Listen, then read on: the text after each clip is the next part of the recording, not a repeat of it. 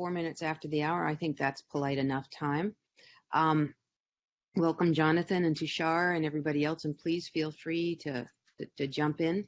I wanted to do a quick announcement about a new SIG that's being created here, AIOps. We had our first meeting about a week ago.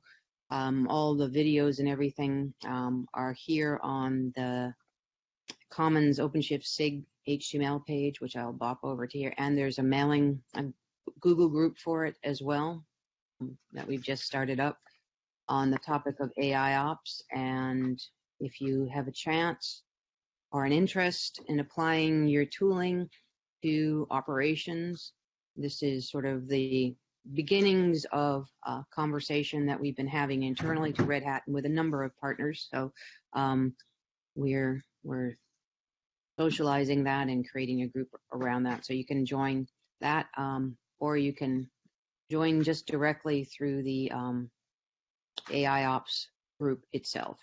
So you can see there's not a lot of topics there, but we are just getting started. So join us if you're interested in that space.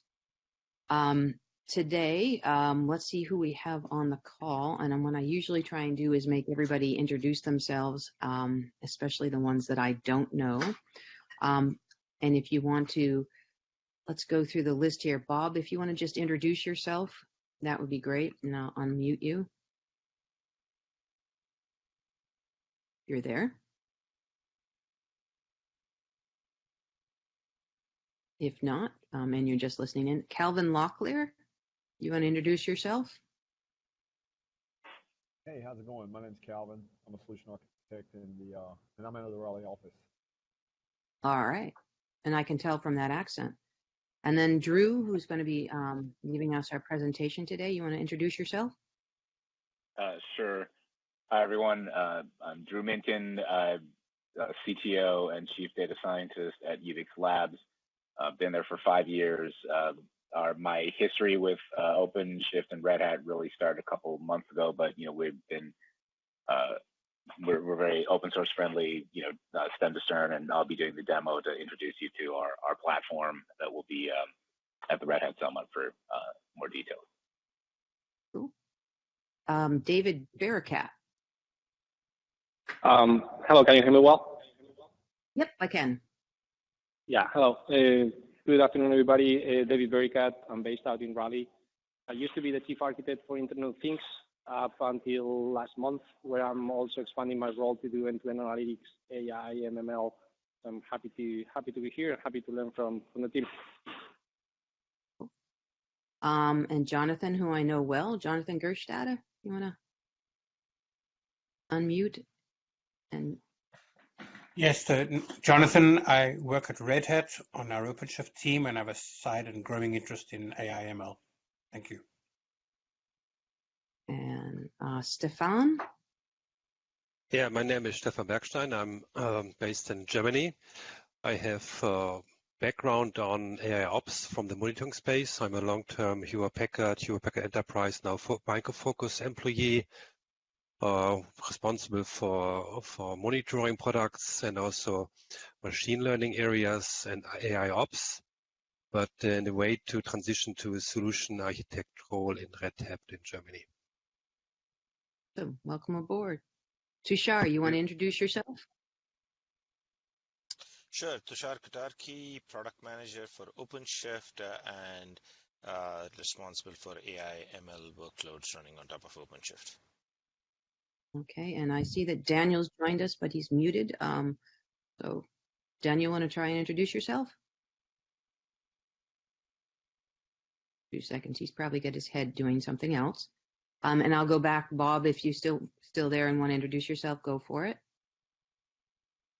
Otherwise, what I'd like to do today is, and I don't see our second speaker here, Jeff Bean, having joined us. So I'm going to ask Drew Minkin to share his, I'm going to stop sharing my screen and ask Drew to share his screen and walk us through one of the topics for today around the UBIX platform and tell us what that is and what it can do, and that would be great to hear. I just found out about it about 3 days ago, so I'm quite interested in what you can do with that.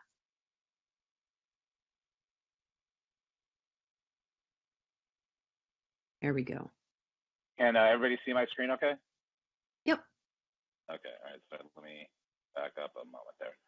All right, so, this looks like a pretty technical audience, and so in service of that, I've cut out about 2/3 of the slides that we normally cover.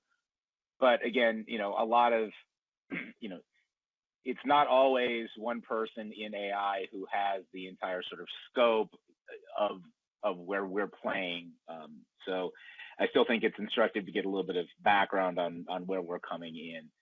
Just as a company, just briefly before I go through sort of our messaging, the first check-ins when we were originally building something that would compete with Databricks back in 2013, but we decided to build something easier than Scala of our own DSL. Started in March of 2013, back in Spark 0.5, I believe it was. I came in right around when Spark 0.6 happened in May of 2014, and we came from the Frost Data Capital infrastructure. We had a restart. We actually acquired another company called SourceBot that is our data shaper offering that we'll go through at a different time. And we're right now just kind of exiting our stealth mode to be able to start embracing customers here.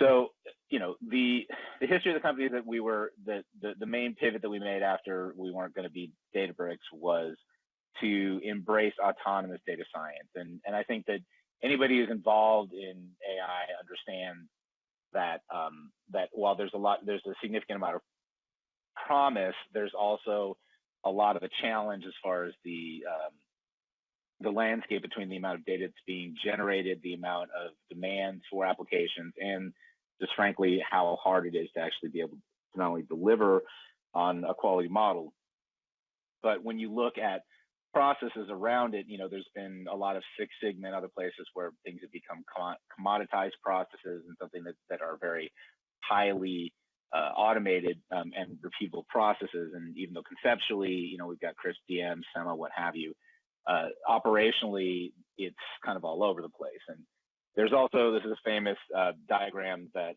Google shows and published in one of their documents about showing the level of technical debt that is taken on that is really external to the modeling process itself. And so, we learned very early on in our research that if we were going to take on the challenge of having autonomous data science possible, that we had to be able to have a pretty big tent in order to be able to accomplish those goals. And so just to give you some idea of where we're playing, these are some of the quotes that some people have said about us in giving previews and understanding where we're at. So,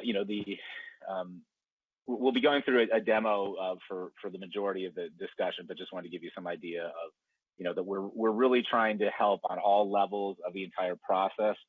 And, with certainly the emphasis of the citizen data scientist and the hardcore data scientists and data professionals having sort of one place to be able to work together. But we see more there. So, when we look at the data science process, we take an idea from, continuous improvements and continuous releases, and we want to be able to make sure that we're facilitating a comprehensive view so that regardless of the type of data or the type of analytics you're doing and the type of automation where we would be sort of the sense making or the sensory part, and then there'd be some of the control loop that we'd be integrated with, that we can essentially be plugged in at all levels. And so when you look at from a technology perspective how we're looking here, and again for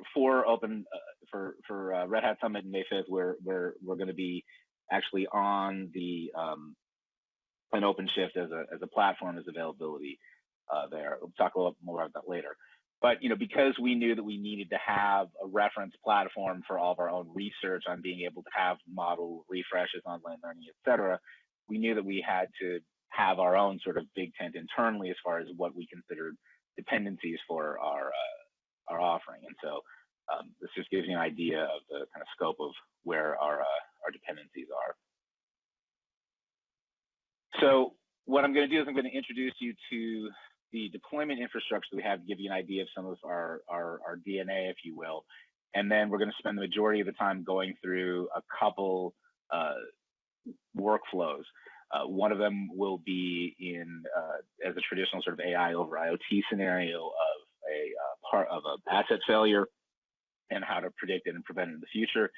And then there's also going to be another one just looking at housing prices. That's more of a specialty item for hardcore data scientists to understand some of the depth of the learning engine pieces that we are adding there. So I'm going to hit stop the demo here. But before I start, are there any questions about anything that we've discussed?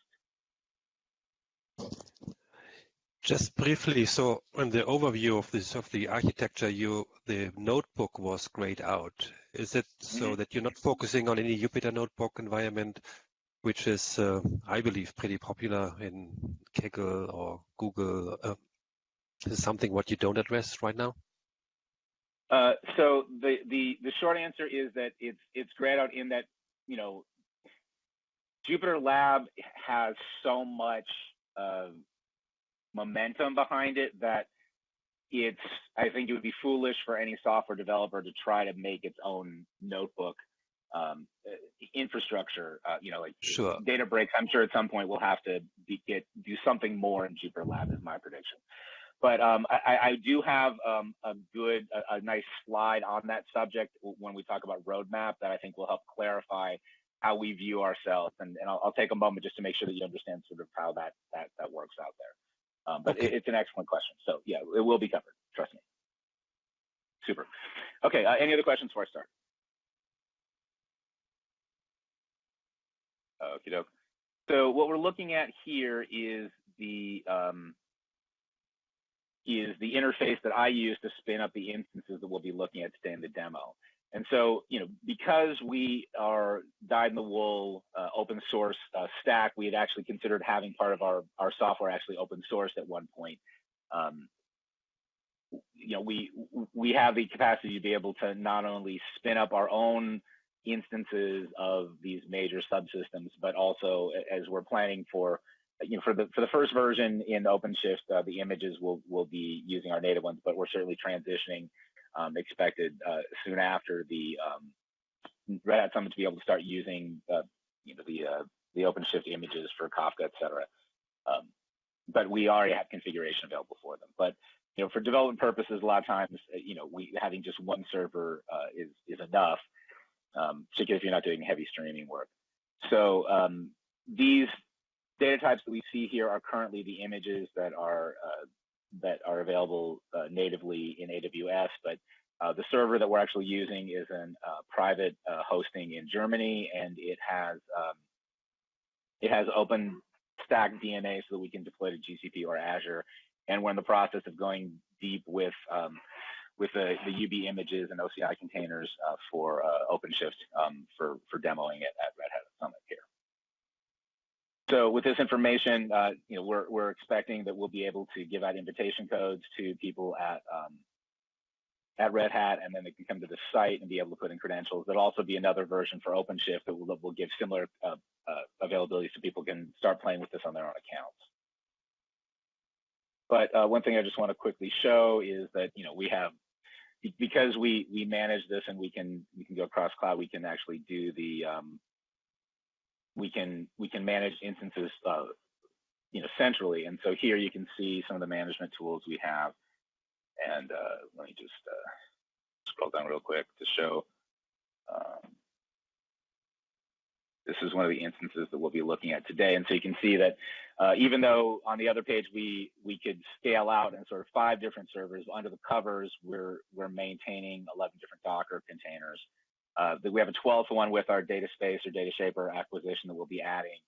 And you know, we're expecting within the first 90 days on OpenShift to be able to just be reducing it to 3 native OpenShift images, and then the rest will be using existing off-the-shelf OpenShift containers there.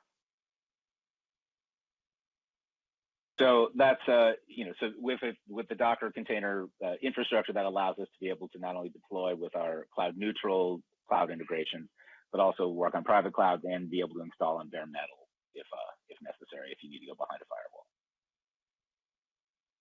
So are there any questions? So this is usually where I stop talking about infrastructure and dependencies. So if there's questions about deployment, hardware, software requirements, or dependencies, just as a minor roadmap item that's not in the presentation is that after Red Hat Summit, we're also looking at being able to, we've been doing a lot more deep learning, and we found that for a lot of occasions we need a more dynamic, be able to switch from CPU workloads on data lakes to have GPU support.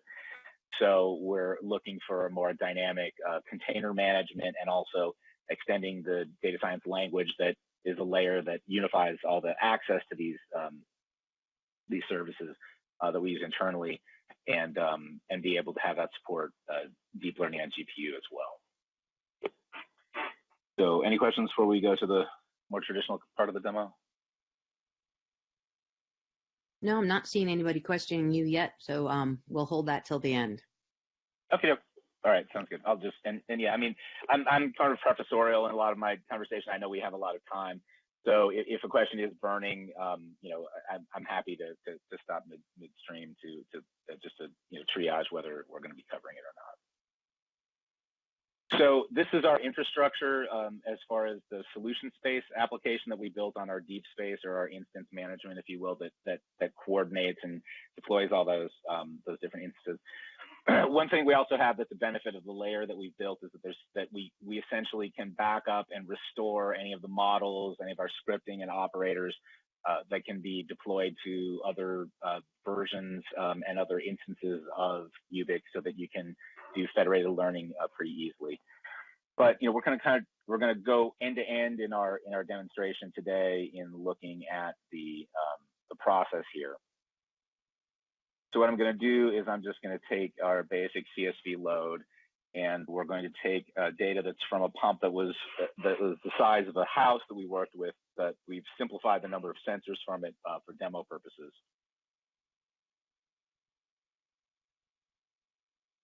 So I'm going to name this training data, and this is normally all we need to do for citizen data scientists to be able to get the data in, but we also have much more extended capabilities because we have native Spark integration. So for example, you can choose how to store the data frame or the RDD, depending on how you want to look at it, for however you want to use the different options for storage that are built into Spark as well.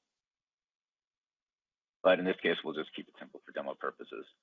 And so I'm going to start this one, but what I'm also going to do is I'm going to start a load for another set of data that we will have for later on in the demo here. This is essentially sort of fast forwarding to see some of the model performance work that you do when you are in production.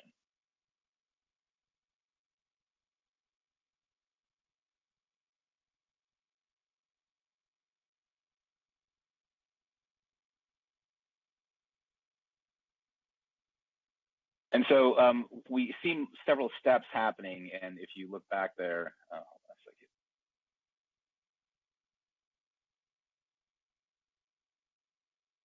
What you'll see is that we do multiple steps within our execution. And what this is a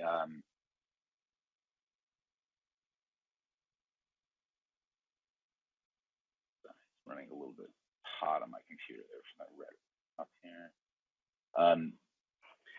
So normally what you'll see is just a refresh. It'll be fine for a second. There we go. Okay. So you can see that there's several different steps that we run at once beyond just the basic load of the data. And we do this for two reasons. One reason is that we found from our research of thousands of different workflows that data scientists generally have a lot of sort of basic questions they have for data that they want to have answered. And so we try to stay sort of one step ahead of the data scientists in our recommendations. Plus, also, we use that information for feeding our learning engine by taking basic profile information and being able to drive a feature space for meta learning, or what we call our meta space here. Sorry, just give me just a moment.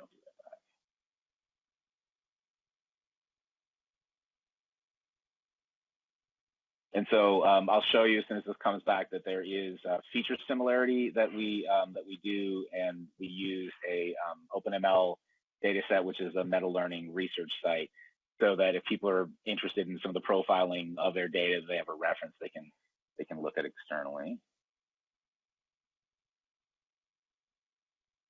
And this is how we know you're doing a live demo. Well, you know, I usually, you know, it's a technical audience, so I'm always prepared for more things than I get to show sometimes. But anyway, so this just to go back to what I was talking about before here. So you can see, you know, for example, when we talk about our DSL language, this is essentially loading from HDFS into Spark memory. The structure internally that we use for our task is actually an SDK. So for example, people can learn DSL and write their own tasks, and we can learn from them as long as they have the right annotations of what data they produce for the actions that we want. And then even though this is a DSL dialect that's being used in this phase, we also have a JavaScript support. So, you know, that's how we accomplish our Airflow integration and our MLflow integration that we're working on right now. But just to go back to what I was talking about with the feature similarity here. So this is an example of essentially for all of the sensors that came in. These are data sets that are from the OpenML research site, and then these are what we saw as similar features, and then this is sort of the cluster they belong to and the likelihood rank on a scale of 0 to 10 to be part of that that cluster. And so that helps us narrow the search space for when we're making recommendations for a data science workflow. But, you know, one of the most common scenarios that, you know, when we're looking at a workflow like this that isn't necessarily as easy to put into this this workflow canvas is the data exploration that you normally do. And so we sort of have two answers that we look at in that respect here. So I'm copying the name of the table that we just created, or the data set we just made, and I'm plugging it into this this ugly little URL that has the JWT token for authentication and just the name of the table, because, you know, with self-service analytics on one hand and data science, you know, very handcrafted model fact tables, or, you know, or facets, however you want to look at your inputs to the models. There's kind of been a breakdown of that, the corpus callosum of the data brain corporate-wise. And so, you know, we at philosophy that essentially if you have the right authorization, you should be able to have access to any work that anybody's doing as soon as it's finished, without sort of with publishing being just sort of an isolation and a governance scenario on the instances. So this is an example of the data just in JSON form that's available. And, you know, through our partner Domo here, I can just take that same URL that I just made, and, you know, it's got the name of the table right here. And with just a couple clicks, it's now available for any of your BI clients. This is just one example of our integration here. Another example that is coming soon that will be, you know, live on stage for the 5th, but is just in a slightly different version of a newer version of the software here, is that this is the classic iris data set. Look at here.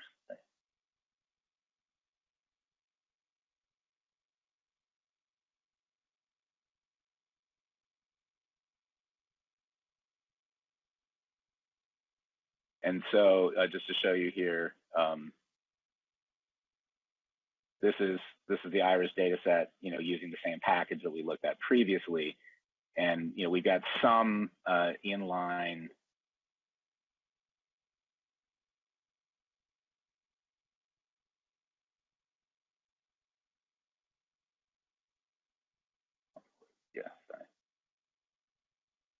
the lag there.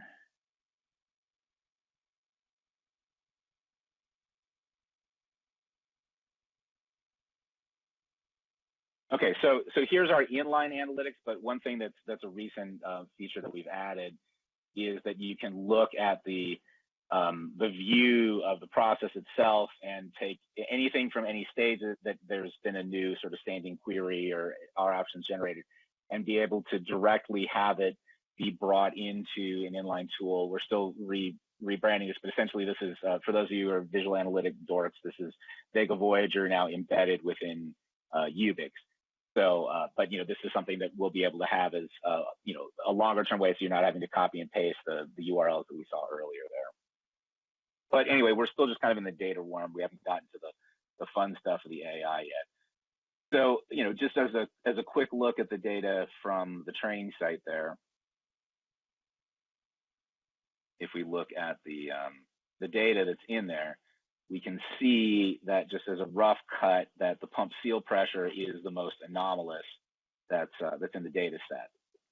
And so what I can do is I can select that pump seal pressure, and there's a query to our learning engine that uses the profile of the data and the meta features, metaspace features that we've essentially generated, and essentially makes a recommendation of what are some tasks that we can do next.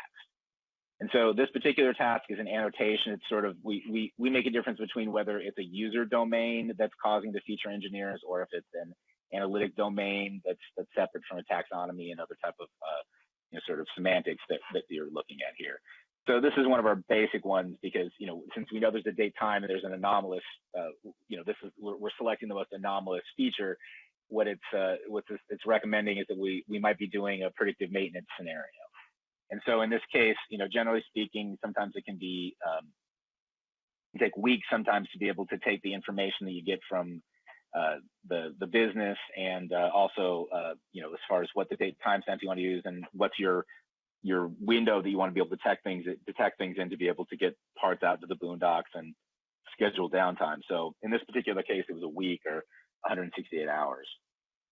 And so what's happening right now is that even though we just capture that data, usually we just go into a spreadsheet that have work orders, and now we've actually done all the data engineering that we need to be able to get a baseline from the first week of the data that we have, and then look fast forward to see whether a week after the sensor occurs, whether we've had an anomalous state based on that baseline. And so with having this binary state that is time forwarded a week, we now have the data shaped in a way that we can easily make a predictive model that we could use to prevent this type of failure in the first place. And so what I can do is I can select that anomaly that was just created, and I get a recommendation for classification. And so we can use that as the target. Then we can go back here and we can select the features that we want to use.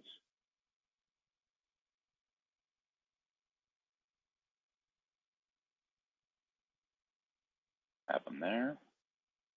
And now all we need to do is add the performance metric. In this case, we use area under the curve, which 0.5 be a random model, 1.0 will be perfect. And I will go ahead and give our bake-off a name. And so from a UBIX perspective, this is where we're building with ML Flow and ultimately with Data Robot and H2AI. Actually, a little bit with H2AI, with Data Robot is a special case. The ability to have bake-offs outside of our cluster, but because we are native, we do have native Spark ML, native Opal Wabbit scale out, and native H2O sparkling water scale out built in. What we've done is we're actually querying our learning engine before we start doing any training to reduce the number of models that we need and just use sort of the most exemplary ones based on the complexity of the data and other historical work. And so this is a relatively simple set of features, small set of data. So it's not going to require a lot of different options to have some variety here. And so what we come up with is essentially two different models that come up, and there's a significantly better scenario with the Spark ML. We got to see what's going on with the Opal Wabbit later. But the nice thing is that essentially we have everything encapsulated, and with the same type of idea that we showed of an automatic availability within the rest of the organization, we don't really look at deployment as being anything but more of a governance issue. So as an example here, I'm going into Postman, which is the tool we use as sort of a proxy for any app dev types to test any REST-based communication for general app integration, RPA, what have you. And so what I'm going to do is I'm adding the name of the bake-off to this endpoint, and this is written in DSL that we have here, so we can also configure it as needed. And what's coming in here on the features parameter is essentially a JSON representation of one sensor reading. These are the same features that we were looking at before, just slightly different values. And so with the right authentication based on the JWT header and also having the right email that matches it that's being sent in, we essentially have this model available for anybody who wants to automatically look at the data and be able to start using it someplace later on. And so what we get back during the from this round trip here is metadata that shows the data types of what were used in the model, and then also feedback of whatever columns you used in that you pass through it. And then we also get a yes/no question. So in this case, it doesn't look like we're a week out from any failures. And then we also have a raw score that's available so that if you need banding down the line to make more granular decisions, that you can use that type of interface there. And so for a lot of products, a lot of AI tools, production is just a mystery. You kind of just write your specs and someone else recodes it into the new app. And, we consider that kind of a waste. We try to organize our task development so that they publish operators or functions or analytic assets that can be reused so that we can have a task generating task, essentially just compile those for a deterministic workflow. But, in simpler terms at this point, I want to just fast forward in sort of a timeline to a week later, where we use the data set that we built earlier that has information whether there was a failure that actually occurred or did we get to an anomalous state, if you will. And so this seal failure within a week feature is the one that says the actuals of the data that we've been looking at. And so if we look here, we now have a monitor task that's been recommended. And so what I can do is I can take the bake-off that we made. I can select it here. I can add it to that Sentry task. And so this gives me all the configuration to be able to evaluate how things have been going since the model has been in production. And this sample is just a simple one for CSVs, but we do have support in our DSL for Kafka and Spark streaming construct. So you can do this as a continuous batch. It's easier to follow this way. And so if we look here, you can see the physical model that's associated with the bake-off model. That's the best one at this point. And you can see the drop in the AUC score. So it's not doing as well as we were thinking previously. And usually the most common problem is that there's been drift of data. So we also provide you with information about the distribution of the training sets features versus the batch itself. And you can see that they're close enough that there really hasn't been any change that would be a representative difference. And so this is called concept drift, is a polite way of saying it, or that the model itself has something new that you haven't thought about before. You have to think about. And so normally that's kind of a new exercise, but the way that we've architected the dependencies of our analytic assets and metadata, we have subscriptions that you have, that there's a common event feed that people can subscribe to, and also tasks themselves can subscribe to, so that if there's been a change where there's new features that somebody's engineered from the same lineage, that you can put them into a bake-off automatically, and then if it works for your governance, then you can reapply it and it will update the model later for you. So I'm going to pause here before I talk to a little bit more on the, for the second phase of the demo, because I want to make sure I answer any questions in general that people have, and I want to be conscious of time because I know we only have 21 minutes of the session total. That's quite good demos so far. Is there any questions from anyone? Yeah, just to recap a bit. So in the beginning, you mentioned that the mode for kind of citizen data scientist, and do you really target these more like high level? Because I see a lot of details, which is great, by the way. But is the citizen data scientist really the target user for your tool? Well, so that's an excellent question, and what we started kind of in the middle of what we consider our process from a technology standpoint, because we know that a citizen data scientist is someone who hasn't embraced all the true complexity of data science. And so, you know, there are, and we know that in some ways, this view of building tasks may be very intuitive to people who are data professionals, you know, people who do ETL, people who do data development, you know, BI developers, what have you. That that there is a simpler sort of dashboarding approach of adding a layer of insights into the kind of raw annotations here. So you can think of this as the workbench that we built first so that, to do our own research, you know, as AI people. But we also wanted to have the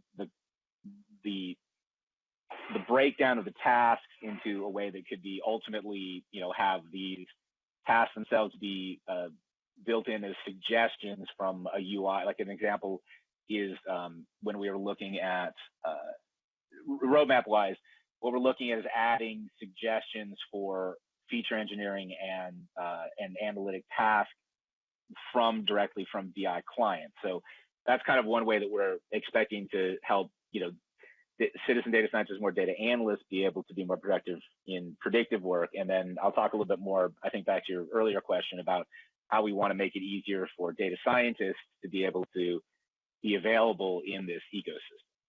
So I think you're spot on in saying that this seems a little bit more technical than a citizen data scientist might be, but probably too simple for most data scientists. But we're serving, this is sort of the core of the infrastructure, almost the audit trail of what we see from other interfaces, the way to look at it, roadmap-wise. Okay, thanks. Good. Sure. Excellent question. Any other questions at this point? I do have a couple slides to talk about roadmap and things to expect. Diane, if you want me to do those, or if you want, I'd probably have another 5 or 10 minutes of material if you want me to do to go over, just however you want to run it. Please go ahead, because it's really interesting to us. I think this is all new to me because, as I said, I only heard about UBIX a few days ago. UBIX, yeah, UBIX is what we call ourselves. It was originally Ubiquitous Analytics was the, and when we were thinking of trying to compete directly with Databricks, we were calling that Ubiquity. But the interesting note is that just as a technical piece, because I think there's somebody I saw who was at Databricks once upon a time. I'm just going into some of the legacy instance code here, but if you want to kind of go a little bit deeper, I'll just show you here that if you, and I just restarted this instance before the demo ran. I think it's usually about 60. Yeah. So essentially, you know, if you want to see, you know, an idea, this is essentially all of the DSL that's running. And so the whole demo itself took 606 Spark jobs that were run in the background here. And, you know, considering that usually they measure things in single digits or double digits because, you know, it's one big batch people are bringing to Databricks.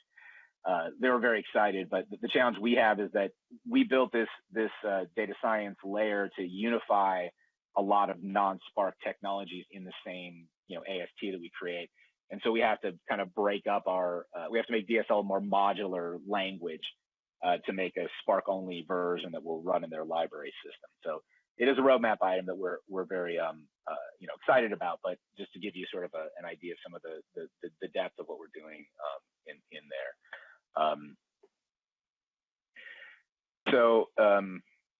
Anyway, all right. So yeah, let me talk just briefly about the slides just to see if I get any other questions, and then we'll go back to the force multiplier for the rest of the demo afterwards.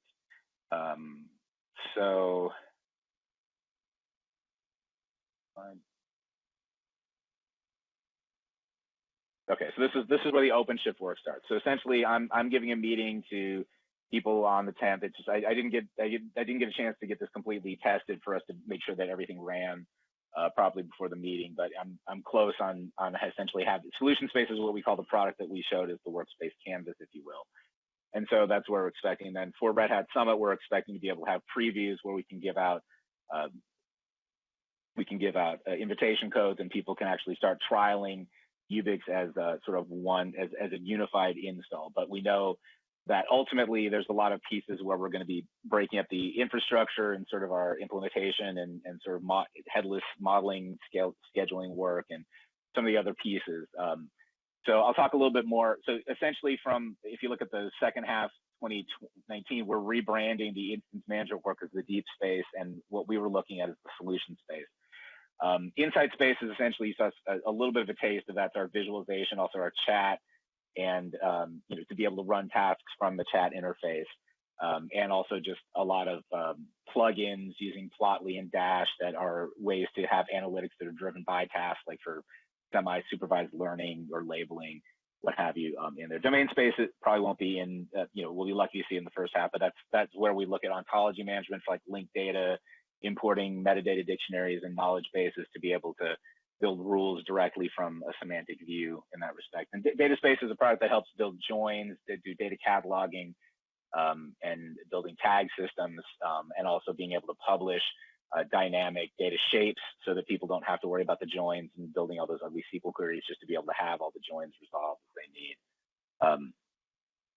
One thing on the subject of UBIXLabs is that we are very passionate. I mean, Jupyter, we really felt like we had to wait for UBIXLabs to come to be able to have the right way to engage data scientists because, from our perspective, ultimately, we have a project we're working with in our deep AI team of being able to translate Python from JupyterLab notebooks into UBIX tasks, or at least recommend replacements that are already scaled out that don't have to be rewritten for production. But we already have in the engine the ability to take Python and R code and even our workspaces without recoding and integrate them as well. But we know there's a lot of use cases where people want to go directly from a tool of Python and put it into a solution space here. So we call that integration where we have sort of a junior version of solution space that's focused for data scientists and JupyterLab tasks that we're branding as model space, but mostly it's sort of a front end to be able to integrate from a data scientist perspective to create tasks or assets for tasks to use in solution space. So, so just in conclusion and talking about it, where we're trying to, so we've taken on a very, big tent, if you will. Why I think it's taken us so long and to be able to get to market. But we're really excited about what we've done, and we're really excited about joining the OpenShift community and embracing it. And so that's the core of it. So again, I know we've got 14 minutes left, but I do have another demo vignette that I can do if you want to give me a moment to go back to it. But I know we only got 14 minutes left, so I'm not sure. Let me just see if there's any questions. I guess. Hang on a second, because I think David Barakat has a question. Okay. Yeah, sure. Thanks. You're saying that you're doing end-to-end from data acquisition to everything that you just showed, which is fantastic. How do you exactly do data acquisition? What tools do you use? Are you using Kafka? Are you using a combination of several others? How do you do the acquisition? Okay, that's an excellent question. I'll just briefly show you some of the tasks that we have available. So, as an example, what we used was this task is a little bit more has more robust instrumentation than some of the other tasks we currently have. But essentially, we have a lot of different ways to get at static data that's directly available. Like, for example, we have wrappers that take advantage of AWS parallel APIs for loading files in certain formats. We also have JDBC that we wrap around for Spark SQL. But also, we have made a deep investment in streaming in kind of two ways, in that all of our logical operations for our pipe functions, if you will, in our DSL can take static or streaming data as a producer of data. So we can not only listen to Kafka, you can basically set up Kafka topics and read from Kafka topics directly in our DSL, but you can also we also have a standing query infrastructure to be able to, for example, play back tables like they were streams if you need to, or use them internally with any Spark streaming that you may have done externally with your own jars, as an example. So, and I want to point out that is our acquisition from a DSL perspective, as far as what we consider native in our zero glueware Lambda turnkey architecture on top of our dependencies. But I want to emphasize that each task is essentially a JSON file that has been that can also support JavaScript, installing the right libraries in our Node server. So in that respect, we can acquire from data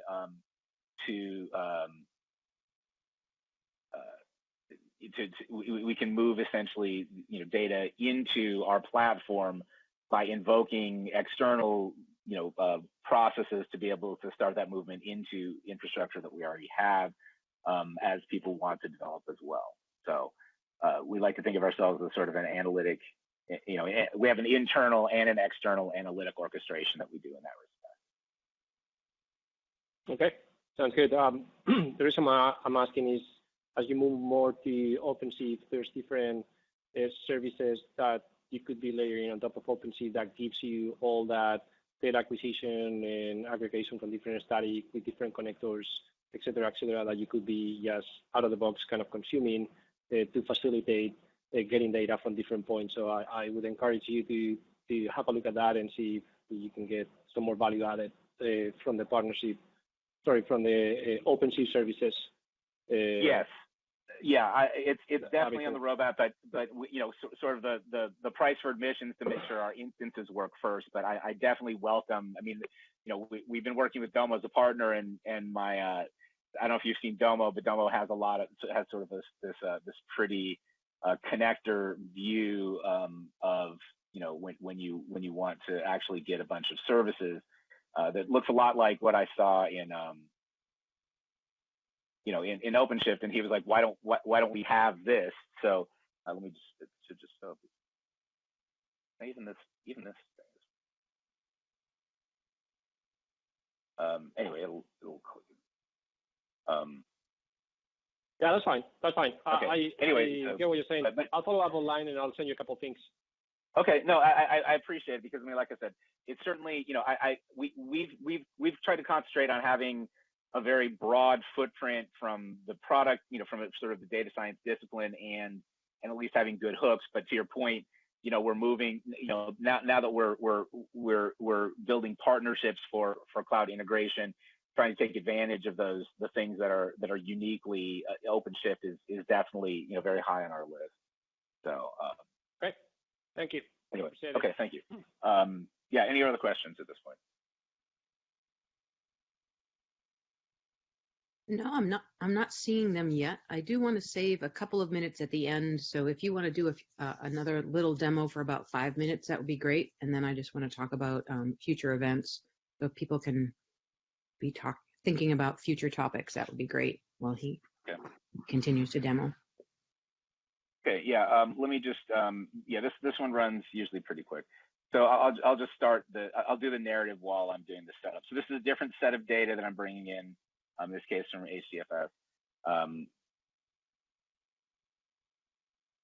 But so what we're looking at here is this has about 60 or 70 different features itself. It doesn't take very long to load, but the goal that we're trying to look at here is, we were looking at a binary classification problem, and we had a user domain feature that we engineered with the annotation. This demo, just to give you an idea, is what I call our force multiplier demo, which is essentially trying to show some of the ways that we've taken research from sort of current Python ecosystem, and also some of our own learning engine research, to be able to help help data scientists get through problems a lot faster here. So as a similar scenario that we talked through before, I don't need to go through all the demo pieces for the the background of the log, because it's the same task. But I'm going to scroll down here to sales price. Okay, so when I select sales price, I get a recommendation for a deep feature synthesis. And so I'm going to choose that as a target. And then I'm going to choose a few of the features. And so essentially, one of the things that, as a data scientist, you do a lot of is you have to look at trying to put the case in a context with the rest of the population, which, from the standpoint of a lot of the ticky-tack of the work that you're doing, means that you do a lot of aggregations, and you have to join those aggregations back with the data itself. And that can be a very time-consuming task. So what I'm doing here is I'm choosing, we have a main target of sales price, and what I'm doing is I'm choosing some of the features that I want to use as ways to be able to look at distinct, essentially to do subpopulations, if you will, for calculation. So I have my list of a few features that I'm gonna add to the feature synthesis as far as slicers, if you will. And then I'll pick the ID column that we can use. And then what I'm going to do is I'm going to look at a series of, for the sales price, different partitions of the sort of distributions of subpopulations based on those here. And, again, as long as the grain is the same, it's one pass of execution there. Oh, sorry.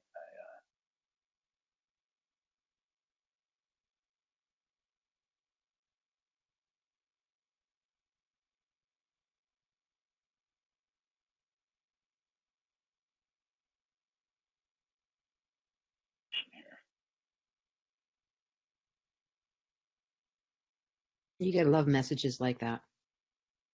Well, it's we've been we're pretty close to our funding, so I'll be able to get some more testers pretty soon here. Let me just, but anyway, so behind the scenes, what we're essentially going to be doing here is to build. Sorry, it takes a little long. I got to get a search on the.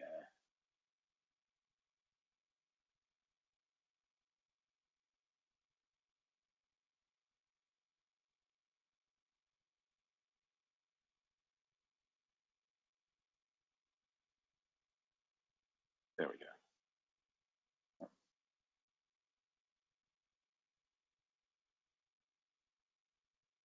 Well, I tell you what. Let's just. I got a deck that shows the final version of this here.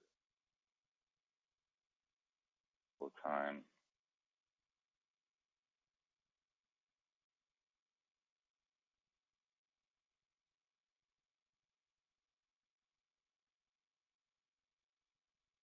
And there's a video. I'll send a link to the kind of showcase that we have, where I have a video when I was doing this that I recorded earlier in the year. Yeah, if you could add the link to the video into the notes, I'll in the recap post. I'll probably need to do it a bit later today, because Doug owns the showcasing sort of branding stuff that we do here.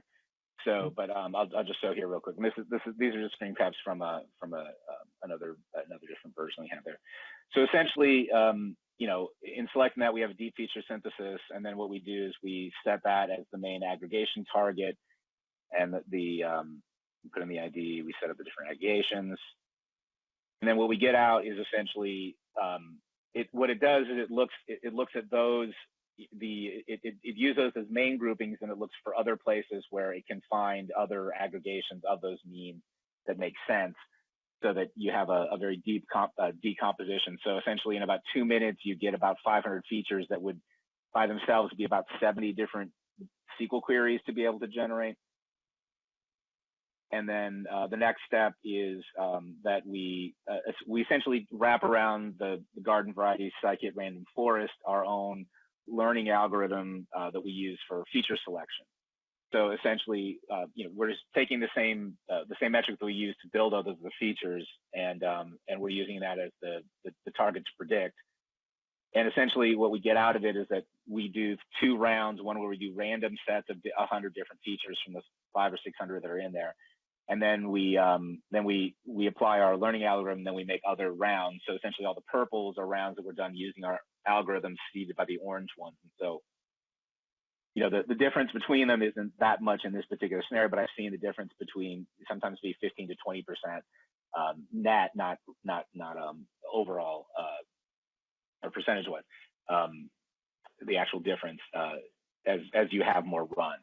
And then we also give you information about what were the most important features, and you can see that some of the features that were engineered there came up in it as well. So awesome. How about if you put up a final slide about how to get more information and how to contact you? And then we'll kind of move into I'll steal back the screen for a few minutes after you do that. I'm seeing face. We'll get there. So anyways, we're at the top of the hour, folks. And I just wanted to mention a couple of things. We're not going to meet next month because it's right in the middle of Red Hat Summit. And you know how crazy that is. And where also I don't know how many of you are going to, but a number of the ML AI folks from Red Hat will be at ODSC in Boston, April 30th through May 3rd. So we'll look to meet up with you guys and anyone interested in that there. And the other thing I just wanted to mention quickly is we're in the planning stages of doing a face-to-face OpenShift Commons gathering with an ML AI AIOps theme sometime in the fall in the Bay Area. I always look for other ML AI events to co-locate with or to smush together so everybody gets the best out of their travel budget. So if there's any other adjacent ones that you're all planning on attending, please let me know about them so that maybe I can plan the gathering to be next to that, and you only have to travel once if you're coming from outside of the Bay Area. With that, Drew, the question I have for you is, where is UBIX based? Are you in the Bay Area? Where is? So we have always been a geographically diverse company. I'm based in the Dallas Metroplex. Our CEO lives in the Madison, Wisconsin metro, and our majority shareholders are in the Frost data capital ecosystem we came from. Were in San Juan Capistrano, but at one point we had 7 FTEs in Seattle. So. And we've always had contractors in the Philippines or Ukraine or Romania. So, we've been following the sun. Yes, as I think we all are these days. So that's great. Just keep it on your radar. Watch for announcements on the mailing list. I'll add you guys to the mailing list too. Thank you, Drew, really for taking the time to do this today. I know it was short notice. I just wanted to let people know that Jeff Bean did ping me, and if you see Vera Verica after his name, that's because they're in the middle of, they were acquired, Data Artisans, and so that's why he's a bit delayed in being able to attend today, and so he'll probably come and do an Apache Flink update at a future event. So I want to respect everybody's time and let you go. Just do remember there will be an AIOps SIG meeting if anyone's interested in that on April 29th. Those are on Mondays, and we're going to skip May, and so our next meeting will be June 7th. And please, if you, Stefan, people who are new to this group, David, if there are topics you want to talk about or projects you're working on you want to showcase, let me know, and I will happily add you to the agenda.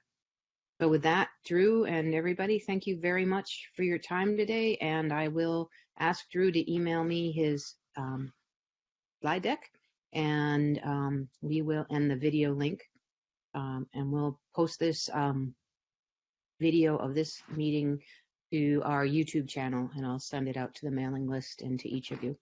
So thanks again, guys. Great. Thanks, everyone. Have a great weekend. Thank you.